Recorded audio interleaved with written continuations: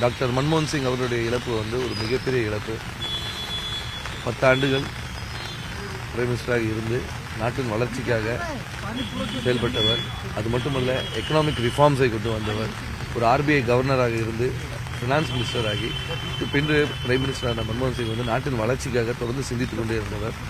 அவரோட அயராத உழைப்பும் அவருடைய தொலைநோக்கு பார்வையும் தான் வந்து இன்றைய இந்தியாவை வந்து புதிய இந்தியாவை வந்து டிஜிட்டல் இந்தியாவை வந்து உருவாக்கி இருக்கிறது.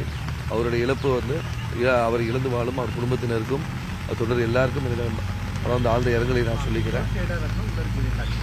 மன்மோகன் சிங் அவர்கள் வந்து காங்கிரஸ் பேரியக்கத்தில் ஒரு பெரிய தூணாக இருந்தார்.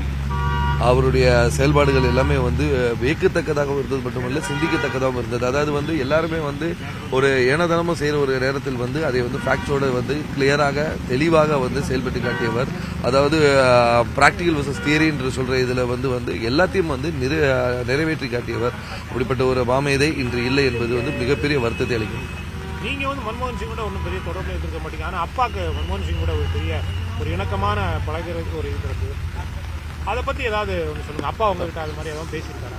கண்டிப்பாக வந்து மன்மோகன் சிங் அவர்கள் வந்து அப்பா மீது ஒரு பெரிய மதிப்பினை வைத்திருந்தார்கள். 2014 வந்து அப்பா போட்டியிட்டு வந்து தோல்வி அடைந்த பிறகு வந்து 2019 வந்து மன்மோகன் சிங்கும் வந்து அப்பாவுடைய வெற்றிக்கு வந்து ஒரு அந்த சீட்டு கிடைக்கிறதுல எல்லாம் வந்து உதவியாக இருந்தார். அது மட்டுமல்ல, தொடர்ந்து வந்து ஒரு எக்கனாமிக்கலாக வந்து ஏதாவது ஒரு பார்க்கும்போதெல்லாம் வந்து ஒரு வளர்ச்சிக்கான திட்டத்தை பற்றியுமே பேசிட்டு இருப்பார். அப்பா சொல்லிட்டே இருப்பாங்க. அவர் தொலைநோக்கு பார்வை வந்து ரொம்ப ஒரு என்ன சொல்றது ஒரு பெரிய ஒரு இதாக இருக்கும். அவர்கிட்ட பேசினாலே வந்து ஒரு பெரிய ஒரு இன்ஸ்பிரேஷனாக இருக்கும்னு சொல்லுவாங்க. அது மட்டும் இல்லை, மன்மோகன் சிங் அவர்களை நானும் பார்க்கக்கூடிய ஒரு வாய்ப்பு கிடைத்தது. 2021 வந்து பாராளுமன்ற உறுப்பினர்கள் வந்த பிறகு வந்து அவரை வந்து பாராளுமன்றத்தில் சந்திக்கக்கூடிய ஒரு வாய்ப்பு கிடைத்தது மீட்டிங்கள்.